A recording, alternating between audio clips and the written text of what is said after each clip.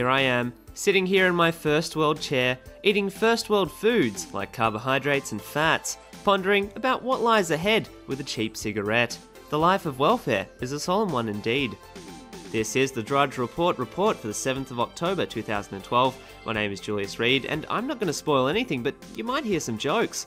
America's longest war, no, not the war on intellectualism, rather the Afghanistan war has entered its 12th year this Sunday. Another 12 years down, another 60 years of US domination in the Middle East. Something's gonna give, and I don't care if it's the Afghanistani porn industry or a complete decoupling of America's world hegemony. The US will pay for what it gets, 1.6 billion pissed off Muslims and mass unrest from the fat, white man slave. Break them down far enough and they will retaliate.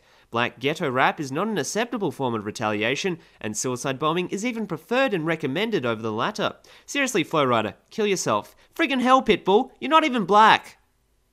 At least 91 people have been infected with an unusual type of meningitis caused by contaminated steroid injections.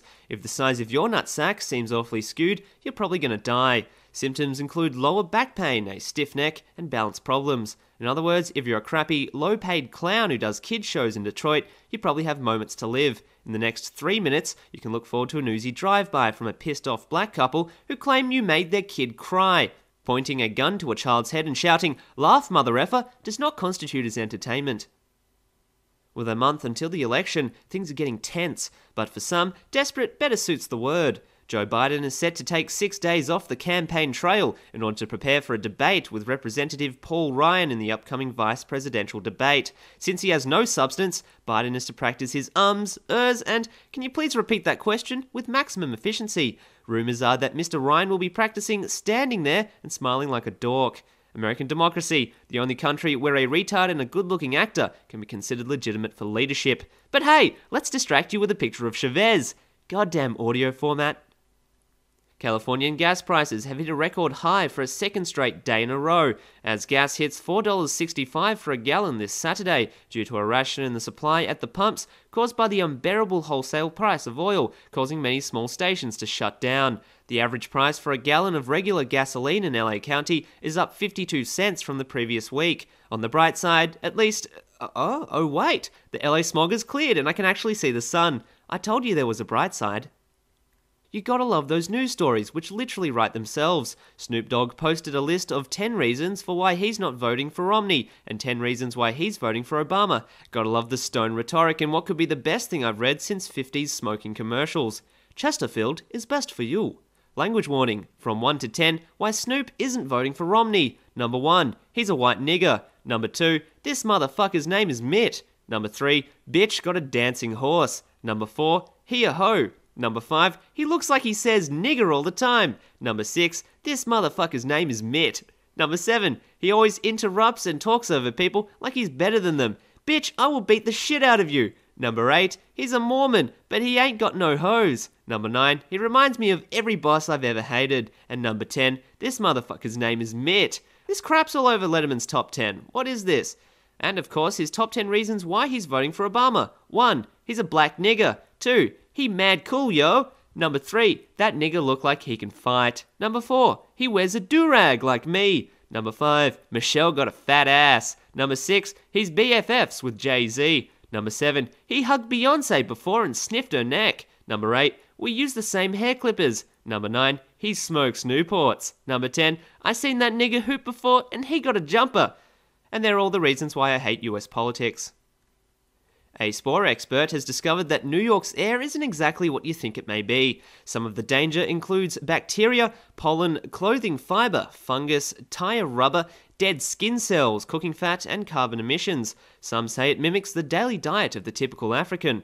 On further notice, it's occurred to me that there are way too many nutrients in dead skin than to sustain an African, which has also been cited by experts as the leading cause of obesity in Africa. Critics have said that if some of New York's air were to make its way to African shores, could lead to widespread famine and unrest, as people partake in the long-time tradition of cannibalization to support the habit. Thank God we quarantine planes. Although a big shout out to the gay US flight attendant who introduced AIDS to America from Africa. You just had to experience a black cock, didn't you? Ruining it for the rest of us who like our small Asian boys.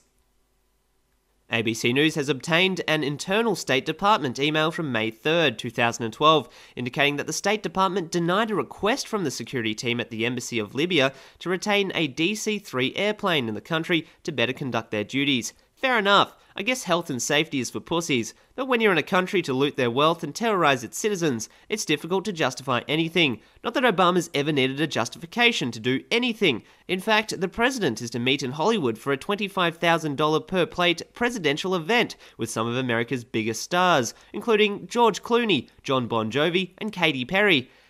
Sorry, I was just thinking about Katy Perry's rack. Sweet sugar. Come lick me, babe. It's like I'm staring at Jesus, except I don't feel weird masturbating to him.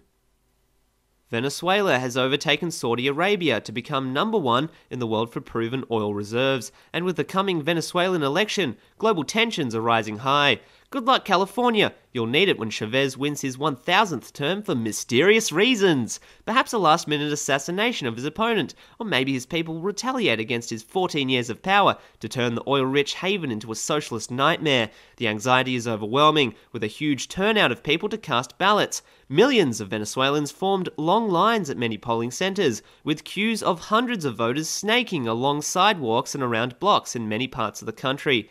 Gee, people must really hate that Chavez guy, but give him a break. I personally blame all the nasty comments said from the alter ego of his third chin. Chavez, you fat bastard! Give it up, fool! We've got you cornered now. There's no running away from justice. Not that you could sustain a steady pace with those porkers you call legs.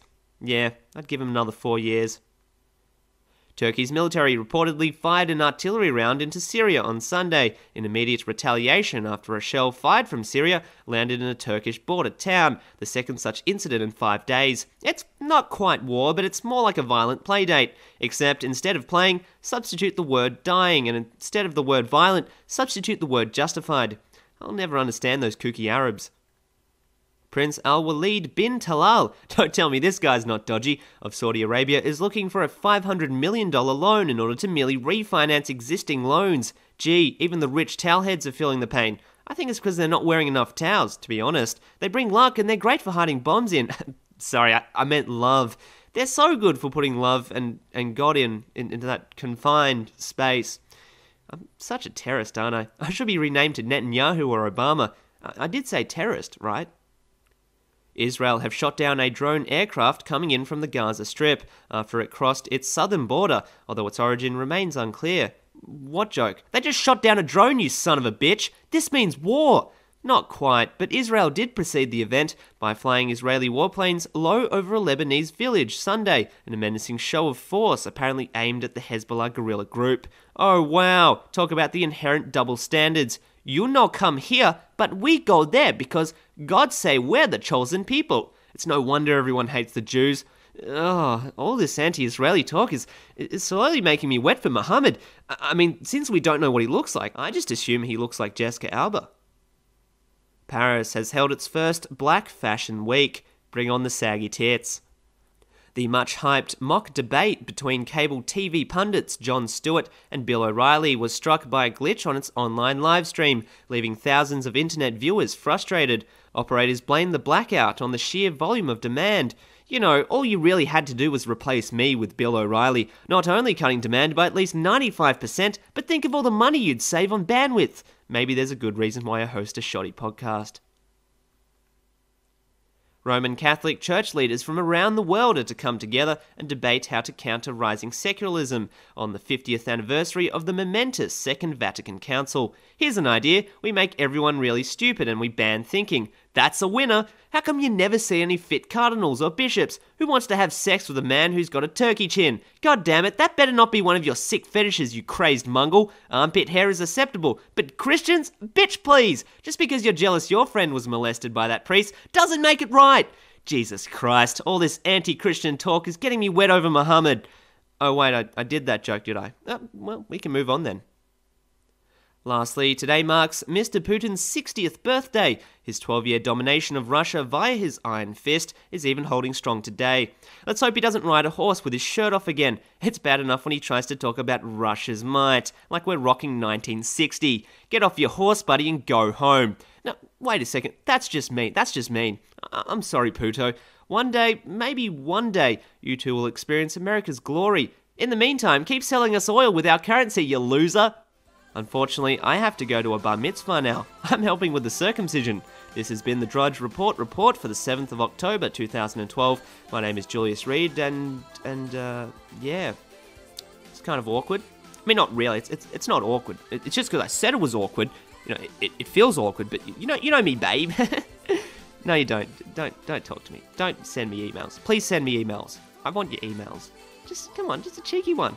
Cheeky.